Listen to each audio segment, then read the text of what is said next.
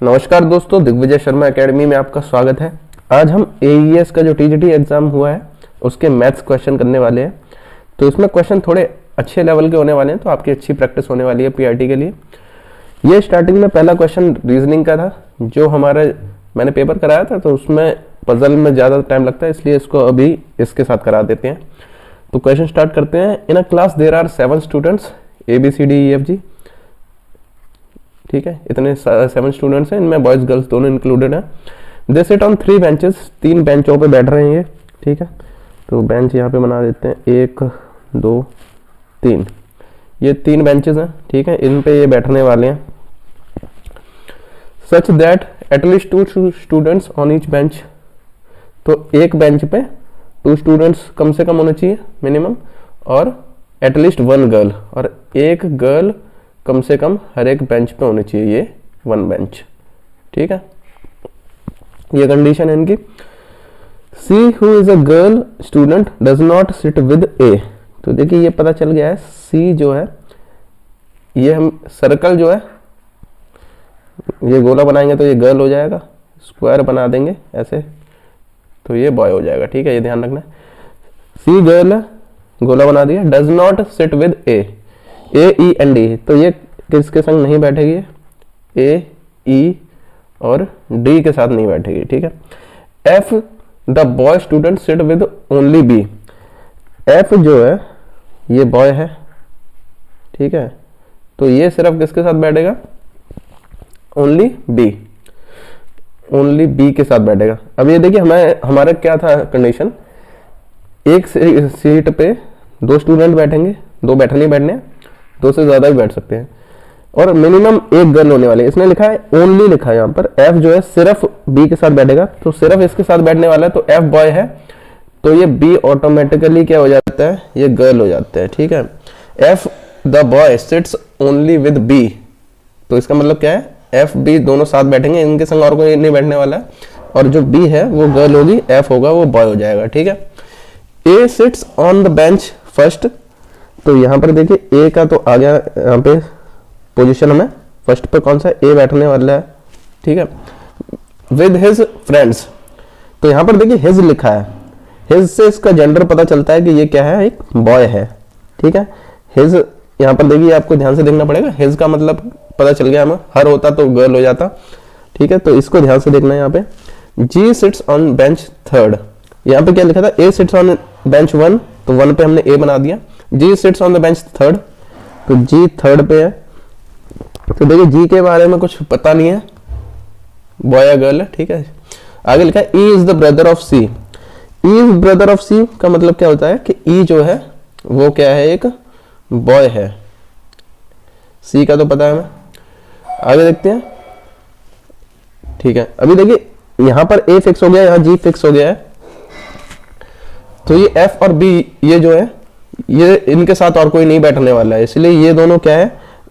इस पहले वाले में भी नहीं आ सकते हैं, इसमें भी नहीं आ सकते हैं। ठीक है, इन दोनों में नहीं आ सकते हैं क्योंकि यहाँ A और G पहले आ चुके हैं, इसीलिए बीच वाली का भी फिक्स हो गया कि F और B बैठने वाले हैं यहाँ पर, जिसमें B गर्ल है और F जो है वो बॉय है। ठीक है, G का पता नहीं है। यहाँ पूछा है which of the following is a group of girls. ठीक है, अभी देखिए यहाँ से हमें ये पता चल गया C के साथ क्या है? AED C के साथ नहीं है, तो इसलिए C A के साथ नहीं आएगा, C यहाँ पे आएगा। ठीक है, C जो है पता है गर्ल है, वो G के साथ आएगी। और A क्या है यहाँ पे लिखा था? अच्छा, ये हो गया। अब बचे को A B C D और E बचते हैं, तो D और E यही आने वाले हैं। क्यों? क्योंकि E भी हमारा बॉय है, ये पता है। ठीक है, D और E यहाँ पे इसलिए आएंगे क्योंकि इनके साथ और कोई बैठ नहीं सकता है, और C के साथ D और E नहीं आ सकते हैं। ठीक है, इसलिए ये भी हो गया। तो ये हमारे फिक्स पूरा पैटर्न बन चुका है। पूछा गया which of the following is a group of girls. Girl का ग्रुप कौन सा है? तो गर्ल देखिए हमारे इसमें कौन से हैं? B C और कौन से है? B और C तो है। ठीक है, ये पता है, B और C गर्ल है, और हमारा A F और E ये बॉय है, ये पता चल गया हमको। तो B और C किस में आ रहा है? देखिए इसमें आ रहा है, इसमें आ रहा है, और इसमें आ रहा है। इसमें B और C नहीं आ रहा है, तो ये तो कट गया। इसमें देखिए A आ रहा है, A बॉय है, तो ये नहीं हो सकता। F बॉय है, ये भी नहीं हो सकता। अब देखिए डी का पता नहीं है, हो भी सकता है नहीं भी हो सकता, लेकिन एलिमिनेशन मेथड से हमारा ये पता चल गया कि ये वाला ऑप्शन सही है, क्योंकि बी सी तो गर्ल है ही, डी का पता नहीं, गर्ल हो भी सकते हैं नहीं भी हो सकता है, ठीक है। इसीलिए ये हमारा आंसर हो जाएगा इसका, ए और एफ तो नहीं है, ठीक है, इसलिए ये कट गए। तो इसका आंसर ये हो गया। पजल के क्वेश्चन पूछे जा रहे हैं, इसलिए पजल की आप प्रैक्टिस कर लीजिएगा ज़्यादा से ज़्यादा। आगे क्वेश्चन देखते हैं, यहाँ से ये टीजीटी मैथ्स के क्वेश्चन स्टार्ट होते हैं, ठीक है। तो रिमाइंडर यहाँ पर निकालना है 81 into 86 into 87 into 88 divide by 25 जब किया जाएगा, तो ठीक है। तो 81, 86, 87, 88, तो इनको जब हम 25 से डिवाइड करेंगे, ठीक है, तो जो जो रिमाइंडर आता है उसका भी मल्टीप्लाई करते हैं।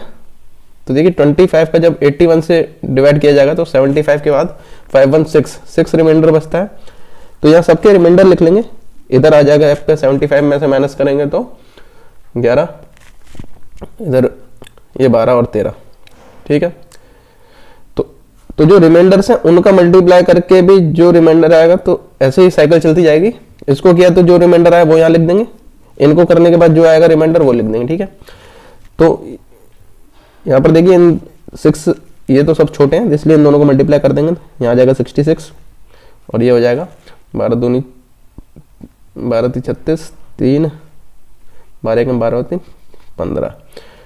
तो अब देखिए इसका 25 में करेंगे तो यहाँ आ जाएगा 50 के बाद ये 16 और ये आ जाएगा 150 के बाद ये 6 आ जाएगा, ठीक है। अब ये दोनों ही छोटे हैं तो इनका फिर से मल्टीप्लाई कर देंगे तो ये आ जाएगा 96। अब 96 का 25 से डिवाइड करेंगे तो रिमाइंडर आएगा 75 के बाद ये 75 में से माइनस कर लेंगे इसे, तो 1 और 2 21। तो देखिए यहाँ पे हुआ क्या है, पूरा इसको मल्टीप्लाई करने की जरूरत नहीं है हमको, इंडिविजुअली हर एक का रिमाइंडर चेक किया हमने, फिर उसको मल्टीप्लाई कर दिया। अगर वो छोटा है तो 2 नंबर को मल्टीप्लाई कर लिया, अगर बड़ा है तो उसके साथ भी सिर्फ रिमाइंडर चेक कर लिया, पूरा मल्टीप्लाई करके पूरा डिवाइड करने की जरूरत नहीं है, सिर्फ हर एक का रिमाइंडर इंडिविजुअली चेक कर लेंगे हम, ठीक है। इसी तरह प्लस माइनस में भी चलता है। इसमें बस एक बात का ध्यान रखना है आपको, यहाँ पर इसको काटना नहीं है, जैसे यहाँ पे तो ये कट नहीं रहा है, ठीक है, लेकिन अगर कट भी रहा होता तो आपको इसको इससे काटना नहीं है, 25 को इससे काटना नहीं है, इस ट्रिक का ये ध्यान रखना है। तो 21 इसका आंसर हो जाएगा, ठीक है। आगे देखते हैं, ये हमारे नंबर सीरीज का क्वेश्चन है तो बताना है। तो नंबर सीरीज हमेशा आखिरी से चेक किया जाता है, ठीक है। तो आखिरी में अगर देखते हैं 21 का 34 हो रहा है तो ये कोई मल्टीप्लाई नहीं हो रहा है, ठीक है। मल्टीप्लाई हो रहा होता तो बहुत ज्यादा एक्सपोनेंशियल इसमें चेंज आता, बहुत ज्यादा बड़ा चेंज आता, ठीक है। थोड़ा सा ही चेंज आ रहा है, देखिए एकदम से नहीं बढ़ रही कोई वैल्यू, ऐसे नहीं बढ़ रही कि 40 का 400 हो रहा है, ठीक है, तब ये मल्टीप्लाई का केस बनता है। तो यहाँ पर देखिए क्या हो रहा है, इसमें ऐड 4 में से 1 3 13 ऐड हो रहा है, ठीक है।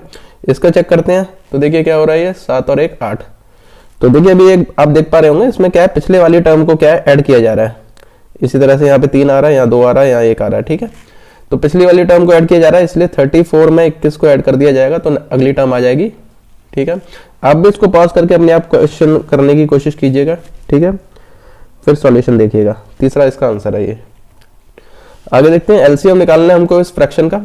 तो देखिए फ्रैक्शन का एलसीएम निकालने का आपको ये पता होना चाहिए, अगर एलसीएम निकालना है तो जो ऊपर है न्यूमरेटर है, तो न्यूमरेटर का एलसीएम और एचसीएफ डिनोमिनेटर का।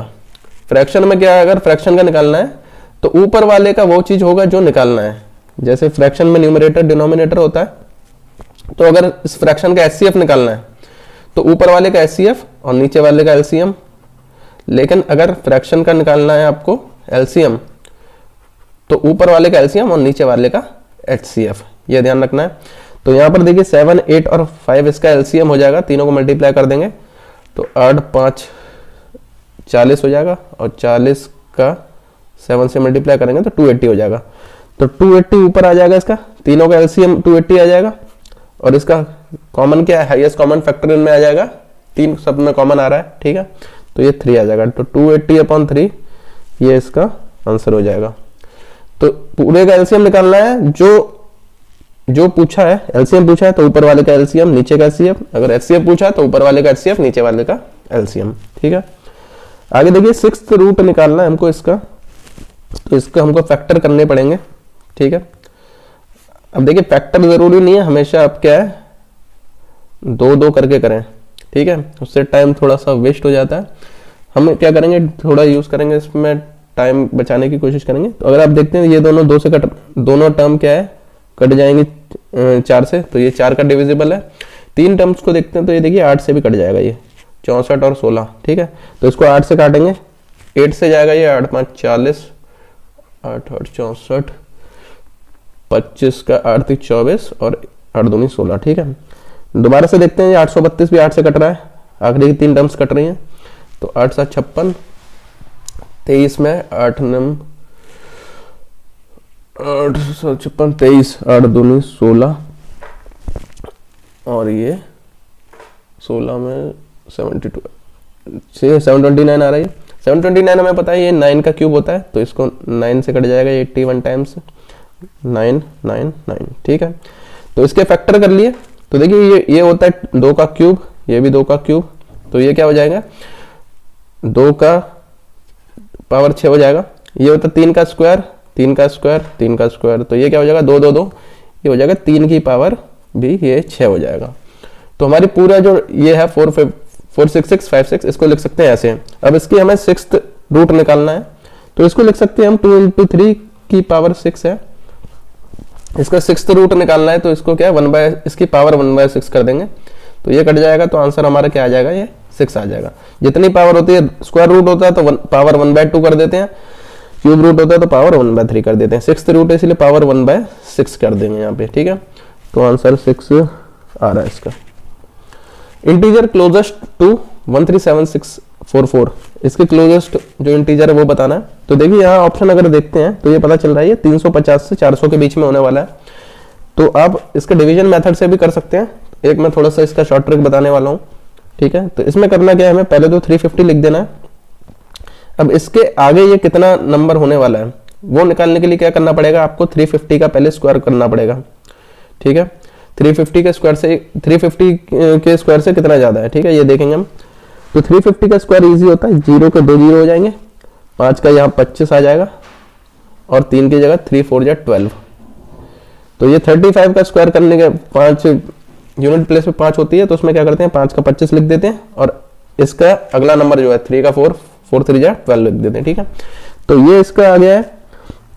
अब क्या करना है, हमें इसमें से इसे माइनस करना है। 4 में से 0 जाएगा, 4 बचेगा, यहाँ 4 बचेगा, 1 7 में से 2 गए 5 और ये 1। तो ये क्या है, दोनों का डिफरेंस निकाल लेना है, यहाँ लिख देना है 15144। अब नीचे क्या रहेगा, इसको डिवाइड करना है 2 × जो यहाँ पे हमने नंबर लिया। ये नंबर क्या है, हमें जो नंबर पता है कि जो इससे जस्ट छोटा है, जो स्क्वायर हमें इसके स्क्वायर से ये जस्ट बड़ा है, छोटा नहीं बड़ा है, ठीक है। तो 350 के बाद ही आने वाला है ये, तो 350 से कितना ज्यादा होगा ये हमें पता करना है। तो यहाँ पर देखिए 2 × 350 लिखेंगे तो ये हो जाएगा नीचे 700 आ जाएगा नीचे, ठीक है, 700 आ जाएगा। तो ये 2 0 से यहाँ एक पॉइंट लग जाएगा। अब 7 से डिवाइड करेंगे तो 7 दूनी 14, 11 के लिए 1 और लग जाएगा और आगे पॉइंट में कुछ वैल्यू आ जाएगी। इसका मतलब क्या हुआ, जो हमारा स्क्वायर रूट है वो क्या हो जाएगा 35 + 21 पॉइंट कुछ हो जाएगा, तो ये 350, तो ये हो जाएगा 371 पॉइंट कुछ इसका आंसर आने वाला है, ठीक है। इसका स्क्वायर रूट ये निकल आया है यहाँ पे 371 पॉइंट कुछ, तो सबसे क्लोजेस्ट कौन सा हो जाएगा, ये 371, आंसर सी इसका हो जाएगा। तो देखिए इसमें करना क्या होता है, पहले आपको ये पता लगाना है कि इससे जस्ट छोटा जिसका हमको स्क्वायर पता है वो नंबर क्या है, वो नंबर यहाँ पर लिख देना है। उसके बाद उसका स्क्वायर करके इसमें से माइनस करना है और डिवाइड करना है 2 × वो नंबर, ठीक है, 350 यहाँ पे। तो इससे क्या है, इसका पॉइंट में भी आप स्क्वायर रूट निकाल सकते हैं। आपको अगर ये मेथड अगर समझ नहीं आया तो आप इसका डिवीजन मेथड से भी निकाल सकते हैं, ऐसे 13764। तो इसका ऐसे बार बार लगा के ऐसे करके जो निकालते हैं, तो वो ज़्यादातर लोगों को समझ नहीं आता, इसीलिए मैंने ये वाला मेथड बताया, ठीक है। आगे देखते हैं हम। आगे क्वेश्चन दे रखा है, if 4x - y is divisible by 3 then the expression 4x² + 7x - 2y² is divisible by। तो देखिए 4x - y 3 से डिविजिबल कब होगा, तो अगर मैं इसको पूरे को 3 बना दूं तो वो 3 से डिविजिबल हो जाएगा। अब ये 3 क्यों बनाया, क्योंकि 3 तो खुद से डिविजिबल होता ही है। तो देखिए x और y की क्या वैल्यू होंगी जिससे ये 3 बन जाएगा, तो सीधा सा नजर आ रहा है, अगर दोनों की वैल्यू में यहाँ 1 1 रख दूं तो ये 4 - 1 से 3 आ रहा है, यानी x और y की वैल्यू क्या है, 1 1 रख दी जाए तो ये सेटिस्फाई हो जाएगा, 3 से डिविजिबल हो जाएगा।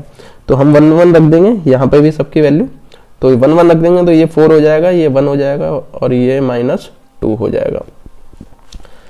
तो इससे 11 - 2 9 आ रहा है।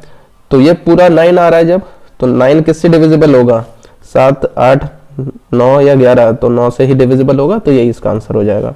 तो यहाँ क्या किया हमने, x और y की ऐसी वैल्यू रखी जिससे कि ये वाला जो 4x - y है ये 3 से डिविजिबल हो जाए। ठीक है, तो वो 1 1 साफ नजर आ रहा था। ठीक है, वही इसमें रख के वैल्यू आंसर आया 9। तो 9 किससे डिविजिबल होगा, 9 से ही होगा। आगे देखते हैं, late fx = 2x² + 3x - 5, fa और fb की वैल्यू दी हुई है, हमें इसकी वैल्यू निकालनी है। तो ठीक है, fx की वैल्यू हमको पता है 2x² + 3x - 5। तो इसको क्या करेंगे, हम फैक्टराइज करेंगे। ठीक है, फैक्टराइज इसलिए कर रहे हैं क्योंकि यहाँ पर fa और fb दो वैल्यू दे रखी हैं और 0 दे रखा है, तो इसके जीरोस निकालेंगे हम। ठीक है, फैक्टराइज करके फैक्टराइज करेंगे और 0 के इक्वल रखेंगे और वैल्यू निकालेंगे। तो ये क्या होता है, 2 का 5 से मल्टीप्लाई करेंगे तो 10 आएगा। तो 10 की ऐसे फैक्टर जो जोड़ने पे 2 × 5 होता है, जो जिसे घटा के 3 आता है और मल्टीप्लाई करके 10 आता है। ठीक है, तो ये आपको पता होगा 2x², तो इसको लिख देंगे हम 5 × 2 = 10 होता है, तो 5x - 2x लिख देंगे।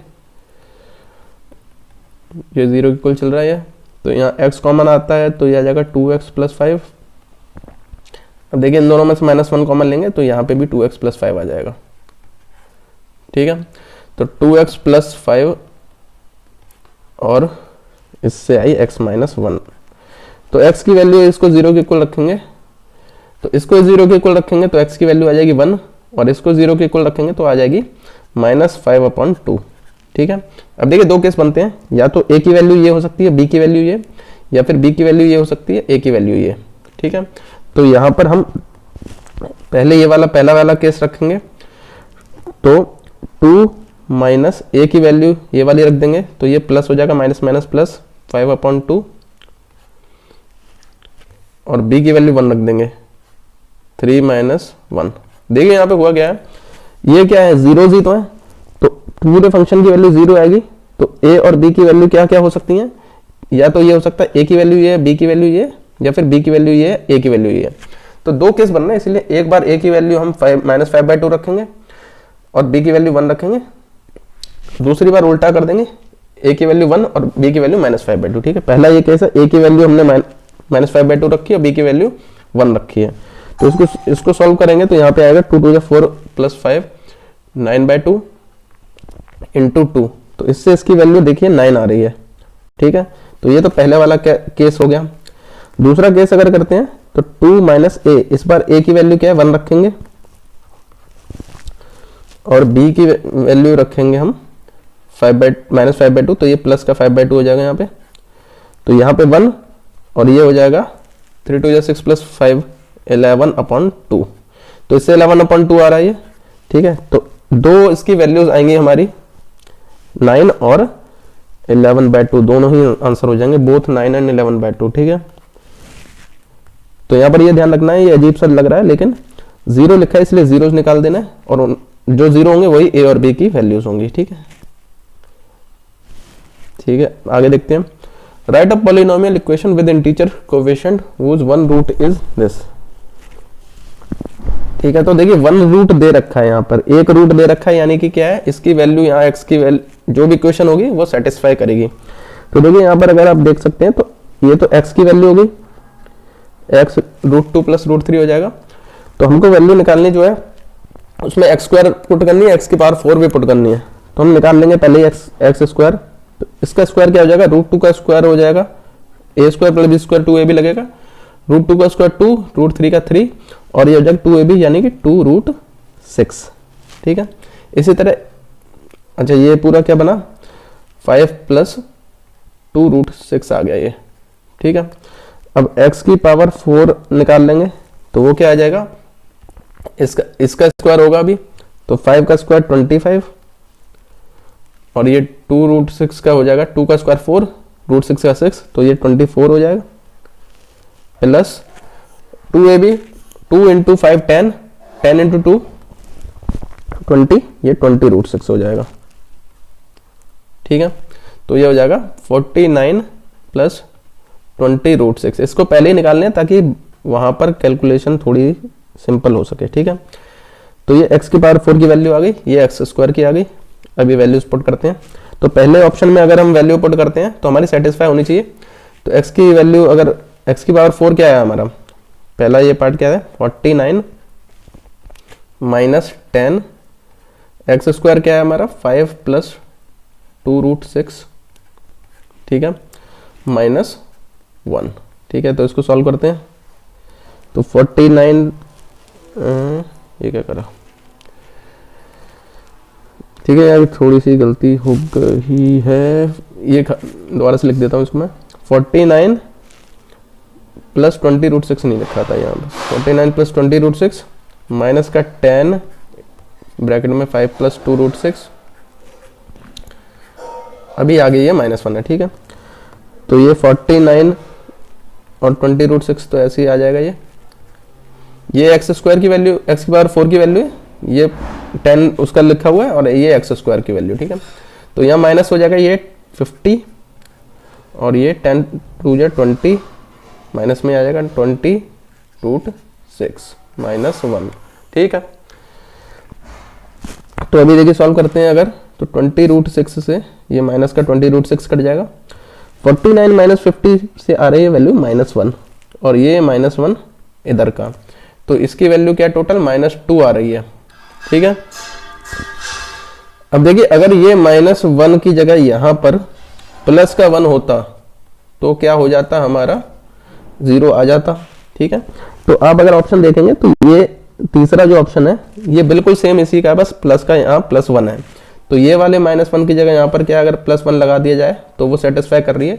इसीलिए क्या है, ये तीसरा ऑप्शन जो है ये हमारे आंसर के साथ जाएगा, क्योंकि यहाँ पर बाकी सेम है, x की power 4 minus 10x square same है, बस ये +1 यहाँ पर आ जाएगा। तो यहाँ +1 कर दिया तो ये 0 आ जाएगा, -1 +1 से। ठीक है, तो ये वाला हमारा सेटिस्फाई कर जाएगा, हमें बाकी चेक करने की जरूरत नहीं है। ठीक है, तो ये सी आंसर हो जाएगा इसका ऐसे। तो यहाँ पर क्या किया हमने, 0 दिया था, तो 0 का मतलब ही ये होता है x की वैल्यू ये रखा जाएगा, तो पूरा पॉलिनोमियल क्या है उसकी वैल्यू 0 हो जाएगी। आगे देखते हैं, आगे हमारा सेम है क्वेश्चन। ठीक है, ये फंक्शन वाला क्वेश्चन है। ठीक है, तो ये वैसे तो 11th में इसके ज्यादा पूछा जाता है, लेकिन एक दो क्वेश्चन इस तरीके के आ सकते हैं, तो आप देख लीजिए। ठीक है, तो f(x,y) की वैल्यू ऐसे दे रखी है, f(x) अपॉन f(y), तो ये फंक्शन में दे रखा है। f30 की वैल्यू हमको 20 दे रखी है, तो 40 निकालना है। ठीक है, f30 की वैल्यू हमको 20 दे रखी है, तो हमको f40 का निकालना है। तो देखिए f40 को हमको ऐसे लिखना है जैसे ये दो नंबरों के मल्टीप्लाई के फॉर्म में होना चाहिए, और उनमें से एक जो वैल्यू है वो 30 होनी चाहिए, क्योंकि हमको पता है f30 की वैल्यू। दोबारा बताता हूँ, f40 को हमको लिखना है दो नंबरों के मल्टीप्लाई के फॉर्म में, 40 को हमको दो नंबर्स के मल्टीप्लाई के फॉर्म में लिखना है। ठीक है, जिनमें से एक क्या होना चाहिए, 30 होना चाहिए। क्यों, क्योंकि यहाँ पर ये दो नंबर मल्टीप्लाई है, अगर ये 30 नहीं होगा तो उसकी वैल्यू हमको पता नहीं है, f30 की तो पता है ना, तो इसलिए एक तो 30 हो गया। अब इसको 40 बनाने के लिए क्या करना पड़ेगा, हमें डिवाइड तो 40 से करना पड़ेगा इसको, ताकि 1 बन जाए। ये 40 को तो 40 बनाना है, 30 एक नंबर 30 ऑलरेडी है। ठीक है, एक नंबर अगर ऑलरेडी 30 है, तो इसको टोटल को 40 बनाने के लिए 30 से डिवाइड करेंगे तो 1 बन जाएगा, और 40 से मल्टीप्लाई कर देंगे। यहाँ पे क्या किया मैंने, किसी नंबर को 40 बनाना है और 40 को 2 के मल्टीप्लाई के फॉर्म में लिखना है। एक तो नंबर 30 फिक्स हो गया, क्योंकि f30 की वैल्यू हमको दे रखी थी, तो उसको और कौन से नंबर से मल्टीप्लाई करेंगे हम, तो 30 से डिवाइड करके 40 से मल्टीप्लाई कर देंगे। ये तो क्या हो जाएगा, ये 30 करके 1 हो जाएगा और 40 आ जाएगा। तो कुल मिला के क्या है, 40 को हमने लिख दिया, f40 की वैल्यू निकालनी है, तो वो हो जाएगी हमारी f30 इंटू 40/30। ये 40/30 कैसे आया, 30 से डिवाइड किया, 40 से मल्टीप्लाई किया। अब इसको इसलिए किया क्योंकि ये बन जाएगा हमारा x की वैल्यू, और ये टोटल बन जाएगी हमारी 40/30 ये y की वैल्यू। अब फंक्शन क्या था हमारा, एफ एक्स वाई है, 2 के मल्टीप्लाई में है, तो ये 2 के मल्टीप्लाई में यहाँ पे नजर आ रहा है। इसको हम ऐसे लिख सकते हैं f x upon f y, तो ये हो जाएगा एफ एक्स यानी F30 अपॉन वाई, खाली वाई, यहाँ पे फंक्शन नहीं लगाना है, तो 40/30 ये नीचे आ जाएगा। ठीक है, थोड़ा अजीब है ये समझने में, अगर दिक्कत हो रही है तो आप इसको कर सकते हैं स्किप, चाहे तो समझ आ रहा है तो बढ़िया है, क्योंकि ये थोड़ा सा हाई लेवल है, हमें पीआरटी की तैयारी करनी है। F30 की वैल्यू ऊपर क्या है, हमें 20 दे रखी है, और ये नीचे 40 आ जाएगा, और 30 यहाँ पे ऊपर चले जाएगा ये, तो ये क्या है 2 से कट जाएगा, और ये 2 से 15 बार कट जाएगा, तो हमारा आंसर 15 आ जाएगा इसका, ऑप्शन बी। ठीक है, दोबारा से एक बार बता देता हूँ अगर समझ आए तो सी है।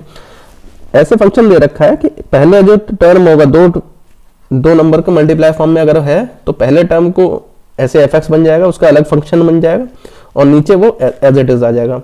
30 की वैल्यू दे रखी है और 40 की निकालनी है, तो 40 की जो निकालनी है तो उसको हमें क्या करना है, 2 के मल्टीप्लाई के फॉर्म में लिखना है, क्योंकि मेन फंक्शन ऐसे दे रखा है, और 2 के मल्टीप्लाई में से एक तो 30 होना चाहिए, क्योंकि एक की इसकी वैल्यू हमको दे रखी है, तो एक 30 फिक्स कर दिया। तो अब इसको 40 बनाने के लिए क्या करेंगे, पहले 1 बनाएंगे 30 से डिवाइड करके, फिर 40 से मल्टीप्लाई कर देंगे, तो ये वाला पूरा x हो जाएगा, और ये पूरा 40/3 30 y हो जाएगा। उसके बाद तो ये वाले फंक्शन में लगा दिया 30 × 40/30, ये हो जाएगा एफ एक्स, ये नीचे y। ठीक है, सॉल्व करा, 15 आंसर आ गया इसका। आगे देखते हैं, आगे देखिए ये क्वेश्चन दे रखा है, यहाँ पर ये पूरा नहीं है, इसको मैंने सर्च करा था, तो इसमें ये क्वेश्चन ऐसे है कुछ, a + b + c था यहाँ पे। ठीक है, तो यहाँ पर हमको अगर सीधे सॉल्व करेंगे तो बहुत टाइम लगेगा, तो हम थोड़ा सा यूज करेंगे वैल्यू पुट करके। तो x की वैल्यू पूछिए, तो x की वैल्यू अलग अलग डाल के देखेंगे, ऐसे पहले पार्ट में डाल के देखते हैं इतने इतने में। ठीक है, तो इसमें अगर मैं x की वैल्यू डालता हूँ a + b + c, a + b + c minus ab upon a + b, तो देखिए ये ट्रिक वाला सिस्टम है, इसमें कोई ज़रूरी नहीं है कि आपको भी ये दिमाग में आए। ठीक है, आप अपने तरीके से भी कर सकते हैं। तो a + b + c minus ab, ये पहले पार्ट में अगर डालता हूँ तो देखिए कुछ ऐसे, ये मल्टीप्लाई में यहाँ पे अलग अलग हैं, तो ये कट नहीं रहे हैं। ठीक है, इससे कुछ कट के नहीं निकल रहा है। ऐसे में दूसरे a b c डाल के देखता हूँ अगर इसमें, तो a b c minus a b, तो यहाँ पे नीचे a + b आ रहा है। ठीक है, तो इसमें से a b कॉमन ले सकते हैं, तो c माइनस a आ रहा है, और नीचे a + b आ रहा है, तो ये भी देखिए कट नहीं रहा है। ठीक है, सिंप्लीफाई नहीं हो रहा है, हमें क्या a + b + c चाहिए, तो ये सिंप्लीफाई ऐसे होना चाहिए थोड़ा सा। ठीक है, मल्टीप्लाई वाली ये टर्म नहीं आनी चाहिए। तीसरा a b + b c + c a डाल के देखते हैं अगर, तो a b + b c + c a अगर डालते हैं माइनस a b, ये वाला तो हमारा क्वेश्चन में ही दिया हुआ था, ये x की वैल्यू हमने पुट की है, तो नीचे है a + b। ठीक है, तो यहाँ पर देखिए ए बी कट रहा है, यहाँ पर बी सी + c है, यहाँ पे निकल, इसको सिंप्लीफाई करेंगे तो दोनों में से c कॉमन आ रहा है, और a + b बचता रहा है यहाँ पे, इसका b और इसका a, तो b + a या a + b बातें की है, नीचे a + b। ठीक है, तो ये देखिए a + b कट गया, यहाँ से पूरे से ये c निकल के आ गया खाली। ठीक है, तो ये काम बन रहा है इसमें। इसी तरीके से अगर यहाँ पर x की वैल्यू ये डालते हैं, तो देखिए इसमें क्या कटेगा, ये ca कट जाएगा, ca और ये बच जाएगा। इन दोनों में से हम फिर कॉमन लेंगे, क्या b कॉमन लेंगे, तो a + c। तो इसी तरीके से इस पूरे को सॉल्व करेंगे ये वैल्यू डाल के, तो यहाँ से b आएगा और इसमें से a आ जाएगा, इसमें से c आ गया, c a b। ठीक है, इस तरीके से सॉल्व हो जाएगा। तो हमें इससे पता चल गया ये सिंप्लीफाई होकर c आ रहा है, तो इससे b आ जाएगा, इससे a आ जाएगा, इनको सॉल्व करने की जरूरत नहीं है, तो आंसर ये हो जाएगा। ठीक है, तो इस तरीके के भी कुछ कुछ क्वेश्चंस आपको प्रैक्टिस कर लेनी चाहिए, क्योंकि कुछ कुछ क्वेश्चन प्रीवियस ईयर क्वेश्चंस में ऐसे देखे गए थे। ठीक है, थोड़े से अजीब क्वेश्चंस। आगे देखते हैं, तो देखिए आगे ये दो वैल्यूज दे रखी हैं इक्वेशन, x + y + z निकालना है, तो ये सिंपल है। इनमें क्या है, दोनों को ऐड कर देंगे अगर, तो देखिए -x और प्लस का 3x, इसको ऐड करेंगे तो आएगा 2x, माइनस का 3y प्लस का 5y, तो ये आ जाएगा प्लस का 2y, प्लस का z और प्लस का z, तो ये आ जाएगा प्लस का 2z। तो इसको ऐड करेंगे तो 10 और 8 ये आ जाएगा 18। लेफ्ट हैंड साइड में ये आया, राइट हैंड साइड में ये आया, दोनों को ऐड करेंगे सबको, तो ये 2 कॉमन ले लिया, x + y + z आ रहा है, ये 18 आ गया, तो ये 2 से ये कट जाएगा 9 टाइम्स, तो आंसर हमारा 9 आ जाएगा। तो ये सिंपल क्वेश्चन था, ऐड करना था खाली। अभी ये क्वेश्चन देखते हैं। 2 circles of radius 3 and 7 centimetre touch each other. ठीक है, समझ नहीं आ रहा तो आप सुन के देख सकते हैं।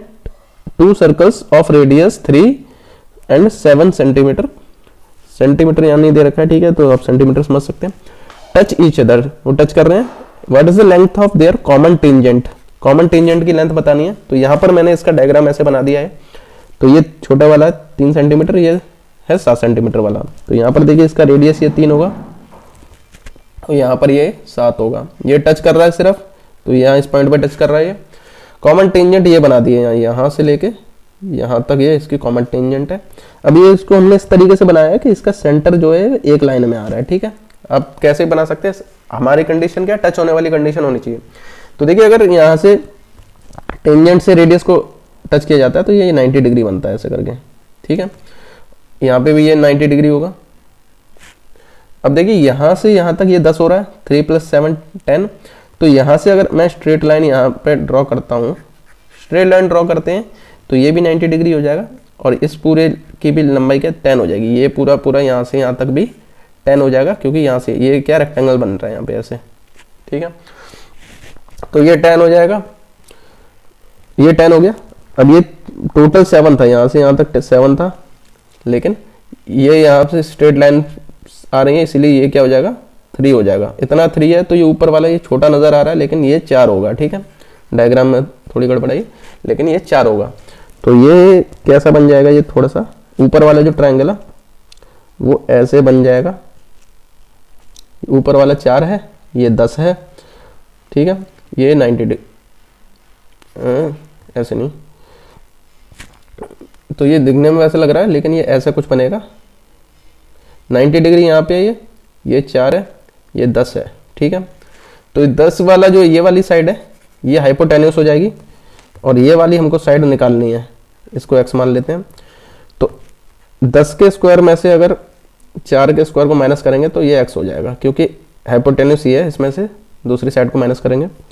तो ये 100 में से 16 माइनस करेंगे तो आएगा ये 84। तो 84 क्या होता है, 12 × 7 होता है ये। ठीक है, 12 में से 4 बाहर आ जाएगा, तो ये हो जाएगा 3 × 7। तो इसको लिख सकते हैं, अगर रूट लेते हैं इसका, ये x² की वैल्यू है, x की वैल्यू क्या आ जाएगी, रूट में ये 4 × 21, तो ये 4 में से ये बाहर आके 2 आ जाएगा इधर। तो √2 ऑप्शन बी, ऑप्शन बी इसका आंसर हो जाएगा 2√21। ठीक है, तो इस तरीके से इसका निकालना है आंसर। ये आपका सर्कल्स का ज्योमेट्री का क्वेश्चन है। ठीक है, तो इसमें ये प्रॉपर्टीज आपको पता होनी चाहिए। टेंजेंट जो है रेडियस से जब टच होता है जिस पॉइंट पे, तो वहाँ 90 डिग्री बनाता है ऐसे। ठीक है, आगे देखिए ये क्वेश्चन है 5 + √24 की वैल्यू निकालनी है, और ऊपर का भी रूट लगा हुआ है यहाँ पे। ठीक है, तो इसको अगर हम सॉल्व करते हैं थोड़ा, तो ये रूट में बनता है 5 + 4 बाहर आएगा, तो ये 2√6 लिख सकते हैं इसको। ठीक है, तो अगर आप इसको ध्यान से देखेंगे तो इसको हम ऐसे लिख भी सकते हैं। वैसे अगर आपको नजर आ रहा है तो वैसे डायरेक्टली नजर आ जाएगा। देखिए ये 3 + 2 प्लस, अगर आपने क्वेश्चन खूब सारे कर रखे होंगे तो ये आपको नजर आ रहा होगा, ये √3 × √2 ऐसे बन रहा है। 5 को 3 + 2 लिख सकते हैं, और इसको √3 × √2 लिख सकते हैं। 3 क्या होता है, √3 का होल स्क्वायर, 2 होता है √2 का होल स्क्वायर, तो और ये तो सेम आ जाएगा। तो इससे ये पता चल रहा है ये टोटल क्या है, √3 + √2 का होल स्क्वायर है। ठीक है, तो होल स्क्वायर का ये रूट लगेगा, तो ये इससे ये कट जाएगा, तो आंसर हमारा √3 + √2 आ जाएगा। अगर आपको ये ऐसे नजर नहीं आ रहा है, ठीक है, जरूरी नहीं आपको ये नजर आए, तो आपको क्या करना है, हर एक को आपको सॉल्व करना है। ठीक है, हर एक को इसको सॉल्व करेंगे तो आपका क्या, इसको सॉल्व जब ये वाला सॉल्व करेंगे तो इसमें ये वाला आंसर आ जाएगा आपका 5 + 2 √6 आ जाएगा। ठीक है, इसका होल स्क्वायर हर एक के होल स्क्वायर करते जाएंगे तो आ जाएगा, या फिर ऐसे सॉल्व करके भी आप निकाल सकते हैं। ठीक है, तो ऐसे सही रहेगा, सीधे सीधे आप इसको इस फॉर्म में कन्वर्ट कीजिए। ठीक है, क्योंकि इसका हमें सिंप्लीफाई करके रूट तो हटाना ही है ना, तो इसका मतलब ये किसी का स्क्वायर बन के तभी ये रूट हट सकता है। स्क्वायर का रूट जब हटता है तो पावर कट जाती है उसकी। ठीक है, तो यहाँ पर ये जैसे ये कट गई है रूट से ये स्क्वायर की पावर, ऐसे ही ये कट जाएगा। आंसर √2 + √3, √3 + √2 सेम है। ठीक है, आगे देखते हैं। Number of real roots of x⁴ + x² + 1 is, तो ये आगे कुछ नहीं, आगे क्वेश्चन मार्क है, इसकी हमें निकालनी है। तो इसको देखिए, इसको पावर 2 में लेके आते हैं। x² को अगर मैं a रखता हूँ तो ये क्वेश्चन बन जाएगा ऐसे a² + a + 1। ठीक है, अब रियल रूट्स हैं या नहीं ये पता करने के लिए हमें से डिस्क्रिमिनेंट निकालना पड़ेगा, b² - 4ac की वैल्यू निकालनी पड़ेगी। ठीक है, तो b इसमें हो जाएगा 1, a हो जाएगा 1 और c हो जाएगा 1। ठीक है, तो 1 - 4 × 1 + 1 × 1, तो ये हो जाएगा -3। ठीक है, तो डिस्क्रिमिनेंट की वैल्यू जब -3 आती है तो इसके रियल रूट्स होते ही नहीं है। ठीक है, अगर रियल रूट्स होते तो इसके 4 रूट्स हो जाते। ठीक है, लेकिन अभी तो रियल रूट्स ही नहीं है इसके। ठीक है, इसलिए इसके कोई रियल रूट्स नहीं होंगे, 0 हो जाएंगे।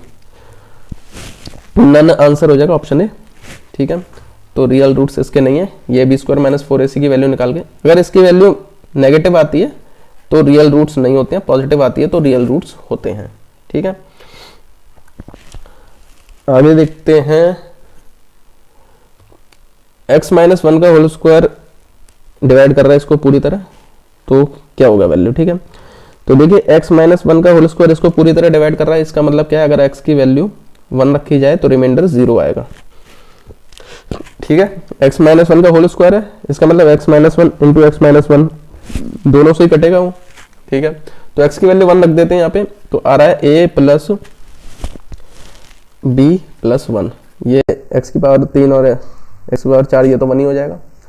ठीक है, तो ये c नहीं, यहाँ पे 1 हो, a + b + 1 इसकी वैल्यू 0 आ रही है। ठीक है, ये हमारी कंडीशन बन गई। अब ये चेक करेंगे a + b + 1, हर एक ऑप्शन से देखेंगे 0 आ रहा है या नहीं। तो a और b की वैल्यू दे रखी, तो a + b की वैल्यू क्या आनी चाहिए, यहाँ से हमारी -1 आनी चाहिए। इससे a + b की वैल्यू निकालने तो क्या आ रही है, प्लस का 1 आ रही है, इससे 7 आ रही है, इससे -1 आ रही है और इससे आ रही है +1। ठीक है, इससे +1 आ रहा है, तो -1 जो है हमारी कंडीशन है, a + b = -1, ये सिर्फ ऑप्शन सी में आ रही है, तो यही आंसर है इसका। ठीक है, तो हमारा वीडियो यही खत्म होता है। अगर आप एंड तक बने रहे तो आपका बहुत बहुत थैंक यू। अगर आपको ये वीडियो पसंद आया तो वीडियो को लाइक जरूर कीजिए।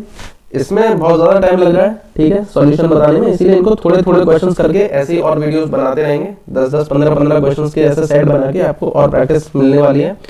तो आप चैनल के साथ जुड़े रहिए, ऐसे और भी वीडियोस आने वाले हैं। आपको अगर ये वीडियो पसंद आया तो आप हमारा इंग्लिश का मैराथन वीडियो यहाँ पर देख सकते हैं, जैसे कि एक ही वीडियो में आपको सारे के सारे क्या है रूल्स पता चल जाएंगे एक ही वीडियो में। ठीक है, अगर आपको और वीडियोस देखने हैं तो मैथ्स के ऐसे ही और टॉपिक्स के हमने एक प्लेलिस्ट बना रखी है, मैथ्स फॉर AES PRT। तो उसमें सारे के सारे मैथ्स के ऐसे अजीब अजीब टॉपिक्स जो नॉर्मल कंपटीशन एग्जाम में नहीं आते हैं, जैसे कोऑर्डिनेट ज्योमेट्री हो गया, पॉलिनोमियल्स वगैरह हो गए, तो उनके ये AES PRT में काफी पूछे जाते हैं, इसीलिए हमने इनको अलग से बना रखा है। मैथ्स फॉर AES PRT नाम की इस प्लेलिस्ट को चेकआउट कीजिए। चैनल से रिलेटेड अगर आपको PDF डाउनलोड करनी है तो दिग्विजय शर्मा एकेडमी के टेलीग्राम चैनल को आप ज्वाइन कर सकते हैं। AES PRT की क्लासेस के लिए दिग्विजय शर्मा एकेडमी को सब्सक्राइब कीजिए। मिलते हैं अगले वीडियो में।